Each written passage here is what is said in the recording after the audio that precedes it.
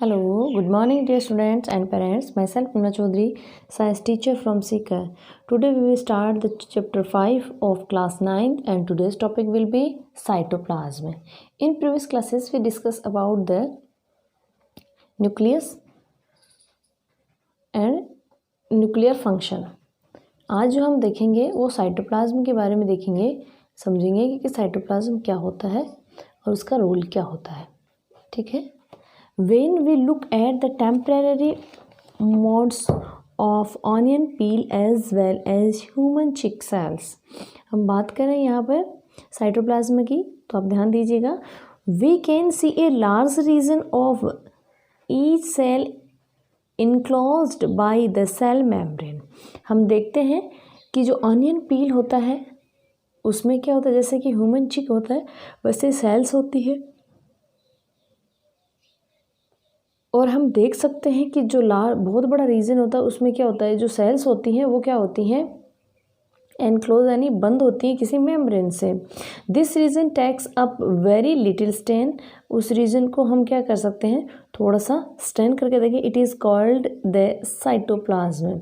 इसको हम क्या कहेंगे, साइटोप्लाज्म कहेंगे. The cytoplasm is fluid content inside the plasma membrane. ये प्लाज्मा मेम्ब्रेन के अंदर के एक फ्लूइड टाइप का एक सब्सटेंस होता है, उसको हम साइटोप्लाज्म कहते हैं. It also contains many specialised cell organelle. Cytoplasm के अंदर जितने भी सेल ऑर्गेनल्स हैं वो मिलते हैं हमें. ठीक है. Each of these organelles perform a specific function for the cell. हर कोई जो ऑर्गेनल है सेल का वो क्या करता है, स्पेसिफिक फंक्शन को परफॉर्म करता है. और कहाँ होता है, साइटोप्लाज्म में. Cell organelle are enclosed by membrane. जो सेल ऑर्गेनल होते हैं वो क्या होते हैं, बंद होते हैं मेम्ब्रेन से. In prokaryote beside the absence of defined nuclear region. यहाँ हम प्रोक्यूरेट्स की बात कर रहे हैं. प्रोक्यूरेट क्या होते हैं, उनका जो न्यूक्लियस होता है वो वेल डिफाइंड नहीं होता है, यानी कि मेम्ब्रेन से बाउंड नहीं होता है.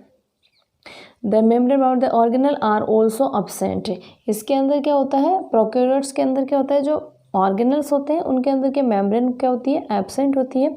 On the other hand the eukaryotic cells have nuclear membrane as well as membrane enclosed organelles. अब हम यूकैरियोट्स की बात करें तो यूकैरियोट के अंदर क्या होता है कि जो सेल मेम्ब्रेन होती है वो प्रेजेंट होती है हर ऑर्गेनल की, जिसकी हम बात करें जैसे न्यूक्लियस है, न्यूक्लियस के आउटर में क्या होगी, न्यूक्लियर मेम्ब्रेन प्रेजेंट होगी. वैसे जितने भी ऑर्गेनल्स हैं उनके चारों ओर क्या मेम्ब्रेन प्रेजेंट होगी. The significance of membranes can be illustrated with the example of viruses. यहाँ हम मेम्ब्रेन के जो महत्व की हम बात करें कि वो क्या है, एक दूसरे को क्या सेपरेट करते हैं. जैसे कि वायरस है, viruses lake any membrane and hence do not show characteristic of life until they enter the living body and use its cell machinery to multiply. यह हम बात कर रहे हैं कि जो वायरस है, वायरस में कोई सेल मेम्ब्रेन नहीं होने की वजह से वो क्या है, कोई भी कैरेक्टर शो नहीं कर सकता लिविंग बीइंग का, जब तक कि किसी लिविंग बॉडी में वो एंटर ना हो जाए और उसकी जो लिविंग बॉडी है उसमें एंटर होके उस सेल की जो मशीनरी है उसके थ्रू वो मल्टीप्लाई नहीं कर ले, तब तक हम उसको लिविंग बीइंग नहीं कह सकते. इसलिए क्या है, जो लिविंग बीइंग्स होते हैं जिनमें जो यूकैरियोट्स होते हैं, यूकैरियोट्स के अंदर क्या मेम्ब्रेन प्रेजेंट होती है और उससे क्या वो ऑर्गेनल वेल डिफाइंड होता है. आगे हम देखते हैं सेल ऑर्गेनल. सेल ऑर्गेनल्स की हम बात करेंगे कि सेल ऑर्गेनल्स होते क्या हैं और सेल ऑर्गेनल्स का फंक्शंस क्या होता है. बहुत सारे सेल ऑर्गेनल होते हैं.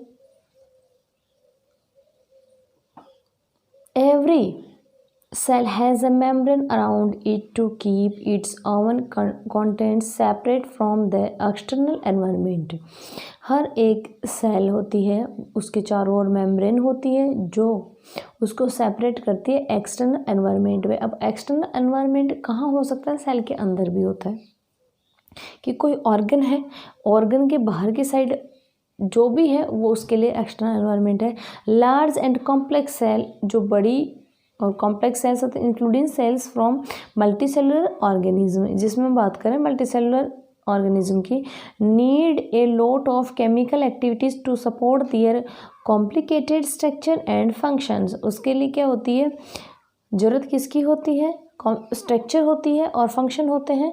तो उनको अपन क्या कर सकते हैं, डिफाइन कैसे करेंगे, जब मेम्ब्रेन होगी तो वेल डिफाइन हम कर पाएंगे। To keep these activities of different kind separate from each other, these cells use membrane bound little structures within themselves. हम बात करें यहाँ पे कि जो सेल मेम्ब्रेन होती है, सेल मेम्ब्रेन जितने भी सेल ऑर्गेनल है उनके आउटर कवरिंग होती है, आउटर कवरिंग होगी, देन वो क्या करेगा, सेपरेटली वर्क परफॉर्म करेगा और उसका कैरेक्टरिस्टिक्स भी हम शो कर पाएंगे। This is one of the feature of the eukaryotic cell that distinguish them from prokaryotic cell. ये एक स्पेसिफिक फीचर होता है यूकैरियोटिक का जो उनको अलग करता है किन से, प्रोकैरियोट से। Some of these organelles are visible only with an electron microscope. कुछ ऐसे होते हैं ऑर्गेनल जिनको हम सिर्फ और सिर्फ इलेक्ट्रॉन माइक्रोस्कोप से देख सकते हैं, सिंपल माइक्रोस्कोप से हम देख भी नहीं सकते हैं। We have talked about the nucleus in a previous section. हम न्यूक्लियस के बारे में पहले भी देख चुके हैं, ठीक है।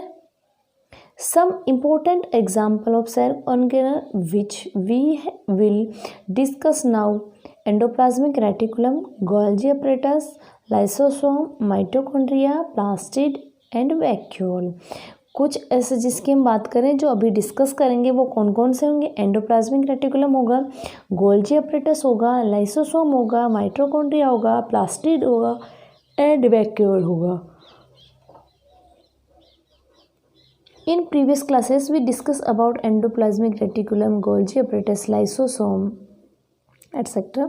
हम कुछ ऑर्गेनल्स हैं जिनको हम प्रीवियस क्लासेस में डिस्कस कर चुके हैं, बट कुछ हैं जिनको हमने नहीं किया है बट हम पूरे ही डिस्कस करेंगे। They are important because they carry out some very crucial function in cell. या सारे के सारे इम्पोर्टेंट है क्योंकि सभी का एक स्पेसिफिक फंक्शन होता है, जिसमें से हम आज जो स्टडी करेंगे वो है एंडोप्लाज्मिक रेटिकुलम। अब एंडोप्लाज्मिक रेटिकुलम होता है उसको हम ER भी कह सकते हैं। Endoplasmic reticulum are two type which is smooth and rough endoplasmic reticulum. Smooth का मीनिंग यहाँ पर ये होता है कि जिसके ऊपर राइबोसोम है वो क्या है, एब्सेंट है, और जिसके ऊपर राइबोसोम प्रेजेंट है उसको हम रफ कहेंगे। तो हम राइबोसोम के बारे में बात करेंगे थोड़ा सा और एंडोप्लाज्मिक रेटिकुलम के बारे में बात करेंगे। द एंडोप्लाज्मिक रेटिकुलम यार is a large network of membrane bound tubes and seeds. हम एंडोप्लाज्मिक रेटिकुलम की बात करें तो एंडोप्लाज्मिक रेटिकुलम मेम्ब्रेन बाउंड होती है और बड़ी ट्यूब या सीड जैसी होती है। It looks like long tubules और राउंड और ऑब्लॉक बैग्स, वेसिकल्स के टाइप में भी होती है, ट्यूब लाइक भी होती है या गोल भी होती है। The endoplasmic membrane is similar in structure to the plasma membrane। यह हम एंडोप्लाज्मिक रेटिकुलम है उसका जो आउटर जो कवरिंग है उसकी जो स्ट्रक्चर है वो प्लाज्मा मेम्ब्रेन की तरह ही होती है। There are two type endoplasmic, rough endoplasmic reticulum जिसको हम कहेंगे RER and smooth endoplasmic reticulum जिसको कहेंगे SER। RER looks rough under a microscope because it has particle called ribosomes attached to its surface. हम जब इसको माइक्रोस्कोप में देखेंगे तो इसकी जो सरफेस होगी वो हमें रफ दिखाई देगी क्योंकि वहाँ पर क्या अटैच्ड है, राइबोसोम है, which are present in all active cell, जो लगभग सभी सेल्स के अंदर प्रेजेंट होता है। Are the site of protein manufacture, यहाँ पर प्रोटीन मैन्युफैक्चरिंग का काम होता है। जहाँ राइबोसोम प्रेजेंट होते हैं जिस साइट पे, वहाँ किसका काम होता है, प्रोटीन मैन्युफैक्चर का काम होता है। The manufactured protein are then sent to various place in the cell depending on need. इस प्रोटीन को वहाँ भेजा जाता है सेल में जहाँ इसकी रिक्वायरमेंट हो और सेल के जो ऑर्गेनल्स है वो प्लेस है जो इस पर डिपेंड हो। Using the ER, the SER help in the manufacture of fat molecule. Smooth है जिसको हम कह रहे हैं SER, वो क्या है, फैट मैन्युफैक्चरिंग में काम में लिया जाता है। और lipid important for cell function, ये इम्पोर्टेंट होता है सेल फंक्शंस के लिए। Some of these proteins and lipid help in building the cell membrane. कुछ सेल की बात करें कि ये जो प्रोटीन लिपिड ये किस में हेल्प करता है, सेल मेम्ब्रेन बनाने में हेल्प करता है। तो यहाँ हमने देखा कि जो एंडोप्लाज्मिक रेटिकुलम है मेनली उसका काम क्या होता है, manufacture of protein, fat and lipid. अब क्वेश्चन ये भी बनता है कि लिपिड कौन बनाती है और प्रोटीन कौन बनाती है और फैट कौन बनाती है। तो प्रोटीन का फॉर्मेशन तो जहाँ राइबोसोम की साइट प्रेजेंट है वहाँ पर प्रोटीन का फंक्शन होगा, फॉर्मेशन होगा या मैन्युफैक्चरिंग होगी।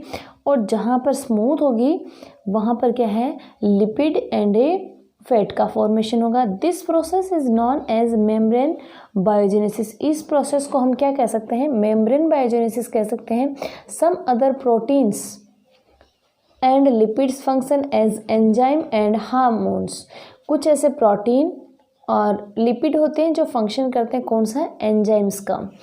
Although the ER varies greatly in appearance in different cells, यहाँ हम बात कर रहे हैं एंडोप्लाज्मिक रेटिकुलम है वो डिफरेंट सेल में डिफरेंट वर्क भी काम करती है।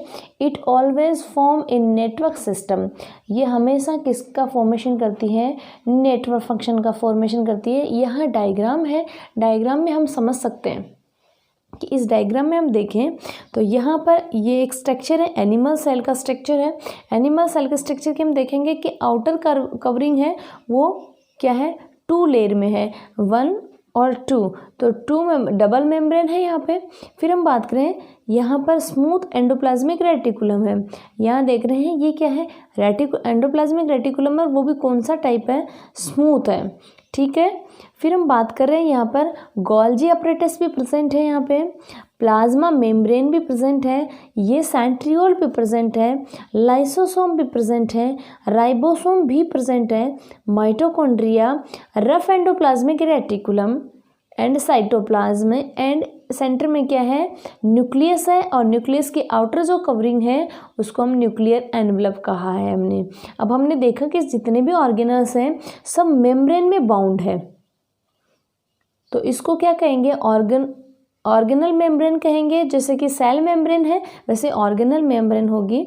और ये कहाँ है सारे प्रेजेंट, साइटोप्लाज्म के अंदर प्रेजेंट है।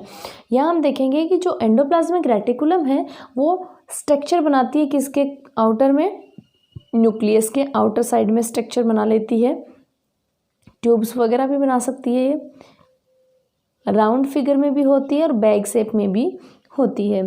तो हमने देखा कि एंडोप्लाज्मिक रेटिकुलम है वो न्यूक्लियस के अराउंड ही होती है, ठीक है। Thus, one function of ER is serve as channel for the transport of materials, especially protein, between various regions of the cytoplasm और between the cytoplasm and the nucleus। यहाँ endoplasmic reticulum में important role भी play करती है कि cytoplasm में कुछ substance है वो कहाँ सेंड करेगी, न्यूक्लियस में, न्यूक्लियस से साइटोप्लाज्म में। The ER also function as a cytoplasmic framework. अब ER है उसका एक वर्क भी है यानी फंक्शन और भी है, वो क्या है, साइटोप्लाज्मिक फ्रेमवर्क भी करते, provide a surface some of the biochemical activities of the cell. In the liver cells of the group of animals called vertebrae, SER play a crucial role in detoxifying many poisonous and drugs. यहाँ हम बात करें SER है वो बहुत ही important role play करती है, जो बॉडी के अंदर पॉइजन्स या ड्रग्स होती है उसको डिटॉक्सीफाइन भी करती है। तो आज हमने यहाँ देखा कि जो एनिमल सेल है उसके अंदर और प्लांट सेल है उसके अंदर क्या है, ER का फंक्शन क्या है और ER क्या इंपॉर्टेंट रोल प्ले करती है। तो हम एनिमल सेल देख चुके हैं, यहाँ हम प्लांट सेल देखेंगे। तो प्लांट सेल में भी देखेंगे सेम ही ऑर्गेनल्स प्रेजेंट होंगे, ये सेल वॉल होगी एनिमल के अंदर सेल मेम्ब्रेन होती है, प्लांट में सेल मेम्ब्रेन होती, सेल वॉल होती है। यहाँ क्लोरोप्लास्ट होता है, वहाँ सेंट्रियोल होता है। सेम बाकी साइटोप्लाज्म है, स्मूथ एंडोप्लाज्मिक रेटिकुलम है, लाइसोसोम है, रफ एंडोप्लाज्मिक रेटिकुलम है, क्लोरोप्लास्ट है, न्यूक्लियस है, गोल्जी अपरेटस है, न्यूक्लियर एनवलप है, प्लाज्मा मेम्ब्रेन है, एडजेसेंट सेल वॉल है। और सेल वॉल की बात करें, सेल वॉल भी है, माइटोकॉन्ड्रिया और राइबोसोम। और ये बड़ी सी जो स्ट्रक्चर दिख रही है आपको, ये क्या है? वैक्यूल है। यहाँ प्लांट और एनिमल सेल में मेन डिफरेंस होता है कि प्लांट के अंदर वैक्यूल होती है, वो सेंट्रीपिटल होती है, और जो न्यूक्लियस होता है वो स्लाइटली पेरिफेरल होता है। एनिमल सेल में देखा हम, सेंटर में क्या था? न्यूक्लियस था, ठीक है। वैक्यूल क्या? पेरिफेरल थी। तो यह हमने देखा कि प्लांट और एनिमल सेल के अंदर बहुत से ऑर्गेनल्स प्रेजेंट होते हैं और उनका जो फंक्शंस है वो कैसे परफॉर्म करते हैं वो हमने समझा। उनमें से हमने देखा एंडोप्लाज्मिक रेटिकुलम। आई होप आपको अच्छे से समझ आया है। कोई डाउट हो तो आप कमेंट करें, ताकि अगली क्लास में आपके कमेंट को या आपके डाउट को क्लियर किया जाए। आज के लिए बस इतना ही। Thank you.